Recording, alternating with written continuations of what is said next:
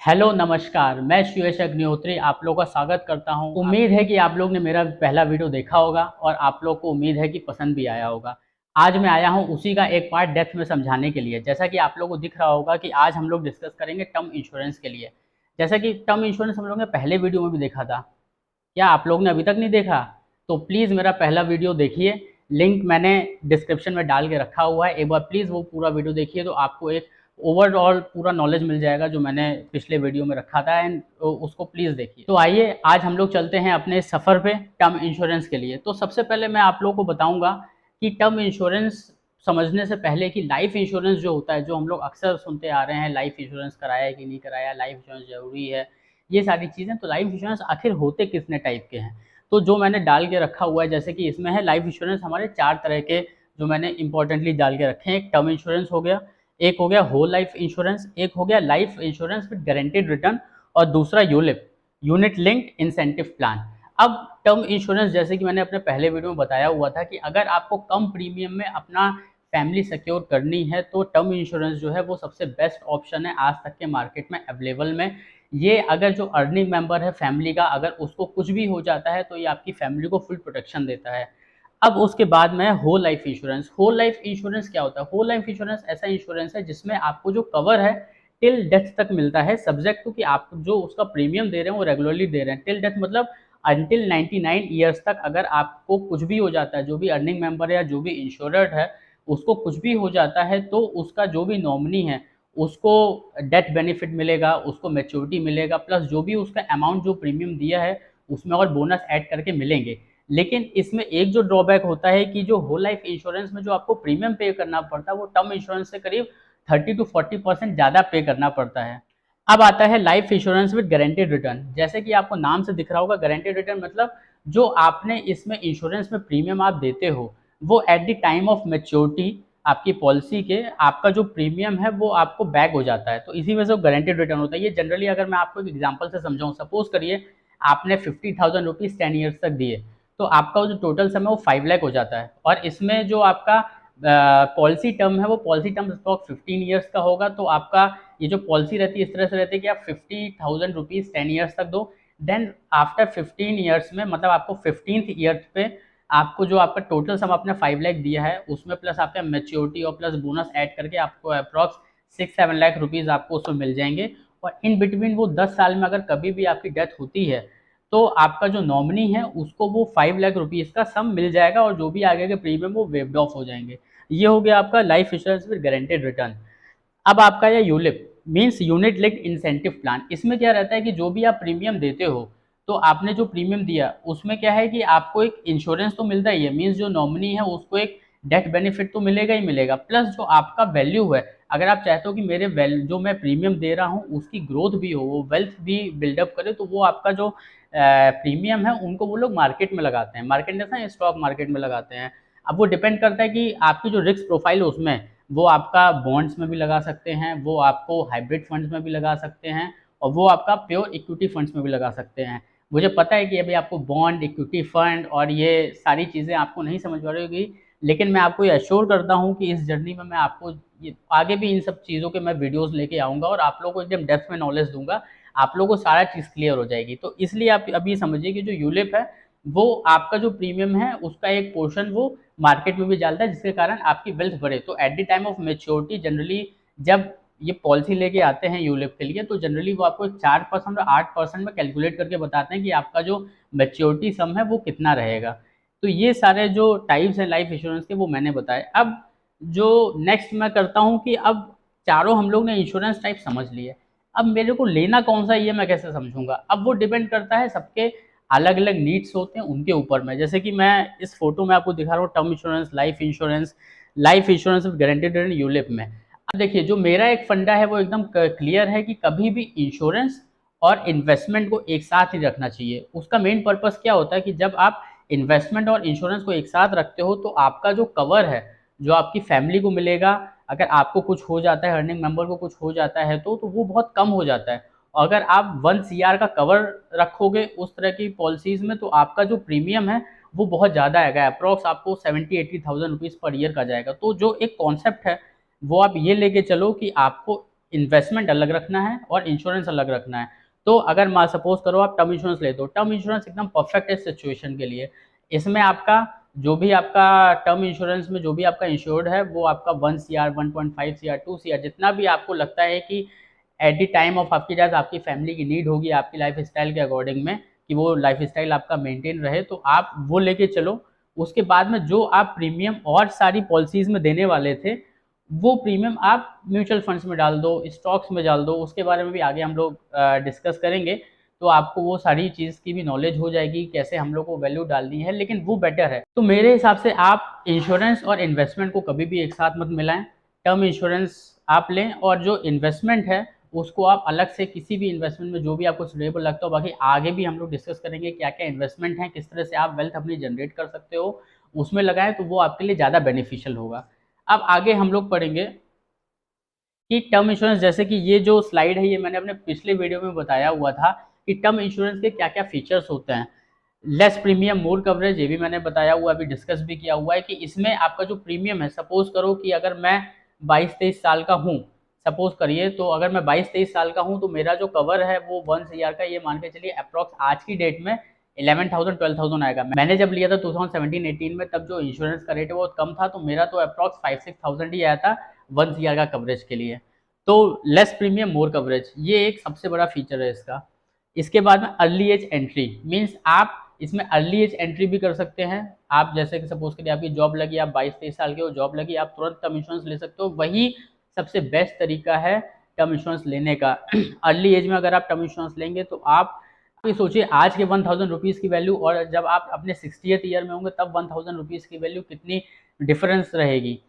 क्योंकि आपका प्रीमियम आज भी 1,000 है और उस टाइम भी 1,000 होगा। आज वो भले आपको ज़्यादा लग सकता है, लेकिन उस टाइम पे आपको लगेगा कि काश मैंने और कवरेज का ले लिया होता। अब राइडर्स कैन बी एडेड, ये मैंने अपने पहले वीडियो में भी बताया हुआ था कि राइडर्स हमारे जैसे कि एक्सीडेंट हो गया, अगर आप फिजिकली हैंडीकैप हो गए, तो ये सारे राइडर्स भी होते हैं। प्लस और भी राइडर्स होते हैं कि सपोज करिए आज की डेट में अगर आप मैरिड नहीं हैं, कल के दिन आपकी मैरिज हो जाती है, बच्चे हो जाते हो, आपको लग रहा है कि यार अभी तक तो मैं बैचलर था, अब मेरी मैरिज भी हो रही है तो मेरे को कुछ कवर एक्स्ट्रा करना चाहिए, तो वो भी ऑप्शंस देता है कि सपोज करिए अगर आपने 1 CR का कवर लिया, आपकी शादी हो गई, तो विद इन आप 4-5 मंथ्स में आप एनरोल कर सकते हो उस चीज़ के लिए। और उसके बाद में आपका जो कवर है वो आप बढ़ा सकते हो, जितना भी आपको 20 लाख 50 लाख आपको जितना भी बढ़ाना है बढ़ा सकते हो। उसका जो प्रीमियम है वो जो प्रेजेंट में जो भी उनके टर्म्स चल रहे होंगे प्रीमियम डिसाइड करने को, उसके अकॉर्डिंग लगेगा। जो आपने पहले लिया है उसके अकॉर्डिंग पे नहीं लगेगा। इस चीज़ का ध्यान रखिएगा। अब इसके बाद में है टैक्स बेनिफिट। अब इसमें आपको जो इंश्योरेंस है आपको इसमें टैक्स बेनिफिट भी मिलता है अंडर 80C के अंदर में। जैसे कि जो अपनी टैक्स रिजिम है उसमें आपको 80C के अंदर में 1,50,000 का टैक्स बेनिफिट मिलता है। तो ये भी आपका जो टर्म इंश्योरेंस है ये टैक्स बेनिफिट के अंदर आता है। अब इसमें have options to cover more than 75 years of age, means अगर सपोज करिए कि जनरली अपने जो इंडिया में लोगों की जो लाइफ साइकिल चल रही है उसके अकॉर्डिंग में जनरली जो ऑन एन एवरेज एक इंसान की एज है वो 70 to 75 ईयर्स आप अप्रॉक्स मान के चलो।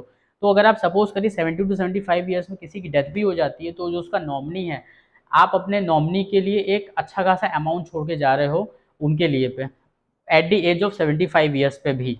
ठीक है, अब आते हैं हम लोग अपनी नेक्स्ट स्लाइड पे जिसका नाम है हाउ टू बाय। अब हम लोग ने सब कुछ डिस्कस कर लिया कि क्या क्या फैसिलिटीज़ होती हैं, क्या क्या फीचर्स होते हैं टर्म इंश्योरेंस में, लेकिन अब इसको लेना कैसे है? इसको आप दोनों तरीके से ले सकते हो, ऑफलाइन और ऑनलाइन। अब जैसे कि इसमें क्या बहुत सारी ऐसी वेबसाइट है, आप गूगल पे सर्च करोगे how to buy term insurance या टर्म इंश्योरेंस करके, तो बहुत सारी ऑनलाइन वेबसाइट आ जाएंगी जिसमें आप इसको बाई कर सकते हो। बस उसमें क्या रहेगा कि जैसे ही आपने एनरोल किया उसमें आपको अपने डिटेल्स भरने पड़ेंगे, अपनी जॉब रिलेटेड डिटेल्स भरनी पड़ेंगी, अपने एड्रेस रिलेटेड डिटेल भरनी पड़ेगी, अपने फिजिकल रिलेटेड डिटेल भरनी पड़ेगी। उसके बाद में जो आपका हेल्थ है वो एक हेल्थ चेकअप कराएंगे at the cost of company, आपका एक हेल्थ चेकअप होगा। उसके बाद में वो प्रीमियम डिसाइड होगा और आपके बाद उसके बाद में जब आप उस चीज़ को एक्सेप्ट कर लोगे, ओके कर दोगे, आप प्रीमियम पे कर दोगे, आपका पॉलिसी कंटिन्यू हो जाएगा। बस इसमें एक चीज़ देखनी है कि आपका जो पॉलिसी टर्म है आप इसको मंथली भी कर सकते हो, ईयरली भी कर सकते हो, जैसे भी आपको पेड करना है। आप वो फ्लेक्सिबिलिटी है कि अगर आपको ईयरली नहीं करना आप मंथली पे कर सकते हो। बस इसमें एक चीज़ आपको इंश्योर करनी है कि आपका जो प्रीमियम है वो प्रीमियम आपका कंटिन्यूसली जाता रहे। अगर मंथली है तो मंथली आप जाते रहो। इसका सबसे बेस्ट तरीका है कि आप उसको ऑटो डेबिट पे लगा दो, चाहे अपने आप बैंक के थ्रू आप ऑटो डेबिट पे लगा सकते हो। आपने ऑटो डेबिट लगा दिया, आपको सिर्फ एक देखना है कि हाँ आपने अगर सपोज करें कि हर 12th डेट को अगर आपका प्रीमियम कटता है तो अब बस आपको एक इंश्योर करना है कि हाँ कट गया, अगर ऑटो डेबिट लगेगा तो आपको वो सारा झंझट नहीं करना पड़ेगा कि मेरे को पेमेंट शेड्यूल करना है, ये सारी चीज़ें। अब हम लोग जो नेक्स्ट स्लाइड है वो है क्या चीज़ें हमको नहीं भूलनी है या क्या चीज़ें हमको एक बार ज़रूर देखनी है जब भी हम टर्म इंश्योरेंस देखें। एक तो सफिशिएंट कवर, ये हर किसी का अलग होता है, किसी के लिए 12 लाख, किसी के लिए 50 लाख, किसी के लिए 1 CR 2 CR। इसका जनरली जो एक सिस्टम ये रहता है फंडा की जितनी भी अभी आपकी करेंटली एनुअल इनकम है उसका आप 10 to 20 टाइम्स आप जितना भी आपको सुटेबल लगता है आप वो चीज़ कर सकते हो। उसके अकॉर्डिंग आप अपना एक सफिशिएंट कवर एक डिसाइड कर सकते हो। उसके बाद में क्लेम सेटलमेंट रेशियो, अब ये जो टर्म है ये बहुत इंपॉर्टेंट है। जब भी आप पॉलिसी सेलेक्ट करें तो देखिए उसका क्लेम सेटलमेंट रेशियो क्या है। वो मेरे फंडे के अकॉर्डिंग वो अबव 95 होना चाहिए। क्लेम सेटलमेंट रेशियो क्या रहता है कि सपोज करिए 100 लोग के क्लेम आए, अब उसमें कंपनी ने अगर 97 लोगों के क्लेम सेटल कर दिए हैं then its claim ratio is 97%। तो अगर 95 मीन्स है कि जो कंपनी है वो ईजिली आपका क्लेम सेटलमेंट कर देती है, तो वो एक आपके लिए एक बहुत ही बेनिफिशियल चीज़ रहती है। सपोज करिए कि मैं अगर इंश्योरर हूँ तो मेरा जो नॉमिनी है मेरी डेथ के बाद में उसको कोई भी दिक्कत नहीं आनी चाहिए, वो ईजिली उसको क्लेम मिल जाना चाहिए। तो उससे ये चीज़ रहता है कि क्लेम सेटलमेंट रेशियो की कंपनी क्लेम सेटल बहुत ईजिली और कम टाइम में कर देती है। अब उसके बाद में राइडर्स आप अपने अकॉर्डिंग में एक्सीडेंट का राइडर हो, मैरिज का राइडर हो, ये सारी चीज़ आप अपने अकॉर्डिंग में आप ऐड कर सकते हो। अब आया policy terms and cover term. अब जनरली क्या रहता है कि हम लोग पॉलिसीज़ ले लेते हैं, आपने भी देखा होगा बहुत सारे हैं, हमारे फादर्स हैं, बाकी रिलेटिव्स हैं, पॉलिसी ले लेते हैं लेकिन पॉलिसी की टर्म्स कंडीशन, पॉलिसी का जो वो लोग बुकलेट लेते हैं वो पढ़ते ही नहीं है। मैंने खुद अपने घर पे देखा, उनको पता ही नहीं रहता कि बस प्रीमियम दिए जा रहे हैं लेकिन उनकी पॉलिसी की टर्म्स कंडीशन क्या है वो पता ही नहीं है। ये बहुत ज़रूरी है दोस्तों, पॉलिसी के टर्म्स कंडीशन पढ़ना बहुत ज़रूरी है। इसलिए मेरी आप लोग से एक रिक्वेस्ट है कि अगर आपके फादर ने, रिलेटिव्स ने, आपने खुद ने कोई भी पॉलिसी करा रखी है तो आज घर पे जाके एक बार ज़रूर उसके पॉलिसी के टर्म्स कंडीशन पढ़ें। उसमें ज़रूर आपको 110% कुछ ऐसी बातें होंगी जो आपको पता ही नहीं था या आपने जब पॉलिसी ली तो आपको बताया नहीं गया था। आप खुद उसको जज कर सकते हो। आप खुद इतना, मैंने आपको इतना बता दिया कि आप खुद जज कर सकते हो कि क्या चीज़ मेरे वेल्थ के लिए सही है, क्या चीज़ मेरी फैमिली के लिए सही है। लेकिन उसके लिए आपको उसकी नॉलेज होनी चाहिए और नॉलेज कब होगी जब आप उस चीज़ को डेप्थ में पढ़ोगे। इसलिए आज जब भी आपको टाइम हो प्लीज़ आप लोग अपनी पॉलिसी के टर्म्स कंडीशन पढ़ें, जो बुकलेट है उसको पूरा पढ़ें, उसमें आपको सारी डिटेल मिल जाएगी अपनी पॉलिसी की। उसके बाद में कंपेयर, बहुत सारी ऐसी वेबसाइट्स हैं ऑनलाइन में जहाँ पे आप अपने जो डिटेल हैं वो डालेंगे, आप पॉलिसीज़ को कंपेयर कर सकते हैं कि किसमें क्या फैसिलिटी मिल रही है, किसमें प्रीमियम कम मिल रहा है, किसमें आपका जो क्लेम सेटलमेंट रेशियो है वो ज़्यादा है। तो कंपेयर करके जो आपके लिए बेस्ट हो आप वही सारी चीज़ें करें। और अगर आपको कुछ भी कन्फ्यूजन हो तो प्लीज़ कमेंट बॉक्स में आप लिखें, मैं आपको उस चीज़ का सॉल्यूशन दूंगा। आइए अब हम लोग आते हैं मोटिवेशनल थॉट सेक्शन पे। आज का जो मैं थॉट लेके आया हूँ वो है uncertainty is the only certainty. Means आप कभी भी अनसर्टेनिटी को प्रेडिक्ट नहीं कर सकते हैं, हम लोग सिर्फ उस चीज़ के लिए प्रिपेयर हो सकते हैं। हम लोग, जैसे कि मैंने एक लास्ट वीडियो में एक जो मैंने आपको सेंटेंस बोला था कि हम लोग को ट्रस्ट करना है कि हमारे संग सब कुछ इवन होगा, लेकिन जो प्लानिंग करनी है वो सब कुछ और के अकॉर्डिंग करनी है। तो वो जो लाइन है वो इस सेंटेंस पे एकदम करेक्ट बैठती है। अगर आपने अपने आप को प्रिपेयर कर रखा है अनसर्टेनिटी के लिए, जो भी पॉसिबिलिटी अनसर्टेनिटी आपको लगता है कि ये सारी चीज़ हो सकती है, आपको उनके लिए प्रिपेयर करना है। अपनी फैमिली को आपको उनके लिए प्रिपेयर करना है, अपने रिलेटिव्स को उस चीज़ के लिए प्रिपेयर करना है, अपने सब अपने कैपेबिलिटीज़ के अकॉर्डिंग आपको सर, क्योंकि हम लोग कोई भी भगवान नहीं है, हम लोग को नहीं पता कि क्या आने वाले टाइम में क्या अनसर्टेनिटी आने वाली है। लेकिन हम लोग उस चीज़ को, खुद को, अपनी फैमिली को उस चीज़ के लिए प्रिपेयर कर सकते हैं।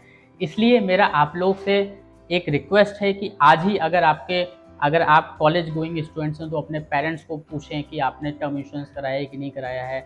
अगर आप लोग खुद अभी जॉब में आए हों तो आप लोग प्लीज़ टर्म इंश्योरेंस कराएं। और मेरा एक और रिक्वेस्ट है जितने भी बड़े लोग हैं, जितने भी सीनियर्स हैं, उनसे कि आप लोग, जितने भी नए लोग हैं जो कॉलेज से आते हैं, ज्वाइन करते हैं कंपनीज़ को या अपना स्टार्टअप करते हैं, अगर आप लोग को नॉलेज है तो प्लीज़ आप लोग उनको टर्म इंश्योरेंस के बारे में ज़रूर बताएं।